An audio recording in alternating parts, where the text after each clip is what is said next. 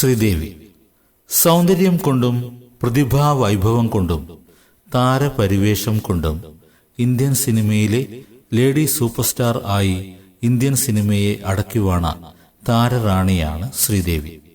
ഒരു കാലത്ത് ഇന്ത്യൻ സിനിമയിലെ സ്വപ്നസുന്ദരിയായിരുന്ന ശ്രീദേവി എല്ലാ പ്രമുഖ ഇന്ത്യൻ ഭാഷകളിലും അഭിനയിക്കുകയും അവയെല്ലാം സൂപ്പർ ഹിറ്റുകളാക്കുകയും ചെയ്ത ചരിത്രമുള്ള താരമാണ്. ഹിന്ദി, തെലുങ്ക്, തമിഴ്, മലയാളം, കന്നഡ, ഇംഗ്ലീഷ് തുടങ്ങിയ ഭാഷകളിൽ സൂപ്പർ ഹിറ്റുകൾ സൃഷ്ടിച്ച് താരസിംഹാസനം കീഴടക്കിയ ശ്രീദേവി ഇന്ത്യൻ സിനിമയിലെ ആദ്യത്തെ വനിതാ സൂപ്പർ സ്റ്റാർ എന്നാണ് അറിയപ്പെടുന്നത്. പത്മശ്രീ, ദേശീയ ചലച്ചിത്ര award, Filmfare life time achievement award, Filmfare അവാർഡുകൾ, വിവിധ സംസ്ഥാന ചലച്ചിത്ര പുരസ്കാരങ്ങൾ, നന്ദി അവാർഡ് എന്നിങ്ങനെ ഒട്ടേറെ അംഗീകാരങ്ങൾ നേടിയ ശ്രീദേവിയെ 100 വർഷത്തെ ഇന്ത്യയിലെ ഏറ്റവും മികച്ച നടി ആയും തിരഞ്ഞെടുക്കപ്പെട്ടിട്ടുണ്ട്. 50 വർഷത്തിലേറെ നീണ്ടുനിന്ന കരിയറിൽ വിവിധ ഭാഷകളിലായി 266 സിനിമകളിൽ വ്യത്യസ്തമായ വേഷങ്ങളിൽ നായികയായി വെള്ളിത്തിരയിൽ ശ്രീദേവി വെള്ളി നക്ഷത്രമായി തിളങ്ങി. മലയാളത്തിലും തമിഴിലും ബാലതാരമായി തുടങ്ങി തമിഴിലൂടെയും തെലുങ്കിലൂടെയും വളർന്ന് ബോളിവുഡിന്റെ നെറുകയിലെത്തിയ കരിയർ ഗ്രാഫാണ് ശ്രീദേവിയുടേത്. 1969 ജമിനി ഗണേശനും പത്മിനിയും ശിവപാർവതിമാരായി മത്സരിച്ചഭിനയിച്ച കുമാരസംഭവത്തിൽ മുരുകന്റെ വേഷത്തിൽ ബാലതാരമായി വന്ന് പ്രേക്ഷകരെ വിസ്മയിപ്പിച്ച ശ്രീദേവി 1976 തുലാവർഷത്തിലൂടെ നായികയായി അരങ്ങേറി. അതേ വർഷം തന്നെ കെ ബാലചന്ദറിന്റെ മുൻറു മുടിച്ച് എന്ന ചിത്രത്തിൽ കമലിനും രജനിക്കുമൊപ്പം വേഷമിട്ടു. 1978 തെലുങ്കിൽ അരങ്ങേറിയ ശ്രീദേവി NTR, ANR, കൃഷ്ണ, ശോഭൻ രാജു, കൃഷ്ണം രാജു തുടങ്ങിയ മുൻനിര നായകരുടെയെല്ലാം നായികയായി തിളങ്ങി. KS സേതുമാധവൻ സംവിധാനം ചെയ്ത ചട്ടക്കാരി എന്ന മലയാള ചിത്രത്തിന്റെ ഹിന്ദി റീമേക്ക് ജൂലിയിൽ ലക്ഷ്മിയുടെ സഹോദരിയുടെ വേഷം ചെയ്താണ് ശ്രീദേവി ഹിന്ദിയിൽ അരങ്ങേറിയത്. തുടർന്ന് ഭാരതി രാജ സംവിധാനം ചെയ്ത 16 വയതിനിലയുടെ ഹിന്ദി റീമേക്ക് സോൽവ സാവനിലെ നായികയായെങ്കിലും സൂപ്പർ സ്റ്റാർ കൃഷ്ണയുടെ സൂപ്പർ ഹിറ്റ് ചിത്രമായ ഊരുകി മോന ഗാഡുവിന്റെ ഹിന്ദി റീമേക്കായ ഹിമ്മത്ത് വാലയുടെ വൻ വിജയമാണ് ശ്രീദേവിയെ ഹിന്ദിയിൽ ശ്രദ്ധേയയാക്കിയത്.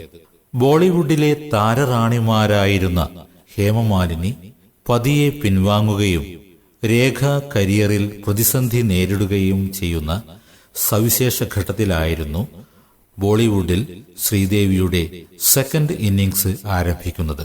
തന്റെ സമകാലികരായ സകല നടിമാരെയും പിന്നിലാക്കിക്കൊണ്ട് ശ്രീദേവി തന്റെ ജൈത്രയാത്ര ആരംഭിക്കുകയായിരുന്നു. അമിതാഭ് ബച്ചൻ, മിഥുൻ ചക്രവർത്തി, ധർമ്മേന്ദ്ര, ജിതേന്ദ്ര, വിനോദ് ഖന്ന, ഋഷി കപൂർ, അനിൽ കപൂർ, ജാക്കി ഷ്രോഫ്, സണ്ണി ഡിയോൾ തുടങ്ങിയ മുൻനിര നായകന്മാർക്കൊപ്പം അക്കാലയളവിൽ ശ്രീദേവി ഒട്ടേറെ ഹിറ്റുകൾ സൃഷ്ടിച്ചു. നായകൻ ആരായാലും നായിക ശ്രീദേവി ആയാൽ പടം സൂപ്പർ ഹിറ്റാകും എന്നൊരു വിശ്വാസം ബോളിവുഡിൽ ഉടലെടുത്തു. 80കളുടെ അവസാനത്തോടെ ശ്രീദേവി ബോളിവുഡിന്റെ കിരീടം വെക്കാത്ത റാണിയായി മാറി.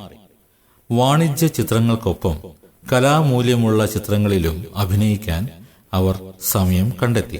ജാഗോ ഉഠോ ഇൻസാൻ, വതൻ കെ രഖ്വാലെ, വക്ത് കി ആവാസ്, ഗുരു തുടങ്ങിയ സിനിമകളിൽ ശ്രീദേവിയുടെ നായകനായി അഭിനയിച്ച ഇന്ത്യൻ സിനിമയുടെ ഡിസ്കോ ഡാൻസർ മിഥുൻ ചക്രവർത്തിയുമായുള്ള പ്രണയവും അമ്മയുടെ അസുഖവും കുടുംബ പ്രശ്നങ്ങളും കാരണം ശ്രീദേവി സിനിമ അഭിനയം നിർത്തലാക്കുവാൻ വരെ തീരുമാനിച്ചിരുന്നു ഒരു കാലത്ത്. ആ സമയത്താണ് ശേഖർ കപൂർ സംവിധാനം ചെയ്ത മിസ്റ്റർ ഇന്ത്യയിലേക്ക് ശ്രീദേവിക്ക് ക്ഷണം കിട്ടുന്നത്. ശ്രീദേവി പല തവണ അത് നിരസിച്ചെങ്കിലും ബോണി കപൂറിന്റെ നിർബന്ധത്തിന് വഴങ്ങിയാണ് മിസ്റ്റർ ഇന്ത്യയിൽ ശ്രീദേവി അഭിനയിച്ചത്. അതുവരെയുള്ള റെക്കോർഡ് പ്രതിഫലമാണ് ശ്രീദേവി മിസ്റ്റർ ഇന്ത്യക്ക് കൈപ്പറ്റിയത്. ശ്രീദേവിയുടെ കരിയറിലെ അവിസ്മരണീയമായ വേഷമായിരുന്നു മിസ്റ്റർ ഇന്ത്യയിലേത്. ഏതാണ്ട് ഇതേ സമയത്ത് തന്നെ മറുവശത്ത് മാധുരി ദീക്ഷിത് വളർന്നു വരുന്നുണ്ടായിരുന്നു. 1989 റിലീസായ തേസാബിലെ ഏക് ദോ തീൻ എന്ന ഗാനം രാജ്യമെമ്പാടും അലയടിച്ചപ്പോൾ മാധുരിയും പ്രേക്ഷകർക്കിടയിൽ ഒരു തരംഗമായി മാറി. സ്വാഭാവികമായും ശ്രീദേവിയുടെ താരസിംഹാസനത്തിന് ഇളക്കം തട്ടിയെങ്കിലും പ്രതിഫലത്തിന്റെ കാര്യത്തിൽ ഒരിക്കലും ശ്രീദേവിയെ മറികടക്കാൻ മാധുരി ദീക്ഷിതിന് കഴിഞ്ഞില്ല. 1989 അവസാനം റിലീസ് ചെയ്ത മേനെ പ്യാർ കിയയുടെ പടുകൂറ്റൻ വിജയം ബോളിവുഡിലെ വാണിജ്യ ഫോർമുലകളെ മാറ്റിമറിക്കുന്നതായിരുന്നു. ആക്ഷൻ തരംഗത്തിൽ നിന്നും റൊമാന്റിക് യുഗത്തിലേക്ക് ബോളിവുഡ് മാറിയതോടെ അമിതാഭ് ബച്ചൻ, മിഥുൻ ചക്രവർത്തി തുടങ്ങിയ നായകന്മാരുടെ ചിത്രങ്ങൾ തുടർ പരാജയങ്ങൾ നേരിട്ടതിനെ തുടർന്ന് അദ്ദേഹം വിരമിക്കൽ പ്രഖ്യാപനം നടത്തുകയും ഖാൻ ത്രയം പതിയെ ബോളിവുഡിൽ പിടിമുറുക്കുകയും ചെയ്തു. തലമുറ മാറ്റത്തിന്റെ ഭാഗമായി ബച്ചനോടൊപ്പം 70കളോടെ സജീവമായ നായകനിര അപ്രസക്തരായി മാറി. 80കളിൽ വന്ന സണ്ണി ഡിയോൾ, സഞ്ജയ് ദത്ത് എന്നിവർ പിടിച്ചുനിന്നപ്പോൾ നായകനിരയിൽ ഖാൻ ത്രയത്തെ കൂടാതെ അക്ഷയ് കുമാർ, അജയ് ദേവ്ഗൺ എന്നിവർ കൂടെ കടന്നുവന്നു. ഇവർക്കെല്ലാം ശ്രീദേവിയേക്കാൾ ഇണങ്ങിയ ജോഡി മാധുരി ദീക്ഷിതും ജൂഹി ചൗളയുമായിരുന്നു. പ്രതിസന്ധി മുന്നിൽ കണ്ട ശ്രീദേവിക്ക് തന്റെ താരമൂല്യം തിരിച്ചുപിടിക്കാൻ വേണ്ടി ബോണി കപൂർ ബിഗ് ബജറ്റിൽ ഒരുക്കിയ ചിത്രമായിരുന്നു രൂപ് കി റാണി ചോരോം കാ രാജ. എന്നാൽ ബോക്സ് ഓഫീസിൽ തകർന്നടിയാനായിരുന്നു ആ ചിത്രത്തിന്റെ വിധി. ഇതിനകം സാജൻ, ദിൽ തുടങ്ങിയ സൂപ്പർ ഹിറ്റുകളിലൂടെ പുതുനായകർക്കൊപ്പം മാധുരി മുന്നേറിക്കഴിഞ്ഞിരുന്നു. 1994 റിലീസ് ചെയ്ത ഹം ആപ്കെ ഹേ കോൻ കൈവരിച്ച ചരിത്ര വിജയം മാധുരിയെ ബോളിവുഡിലെ താരറാണിയാക്കി മാറ്റി.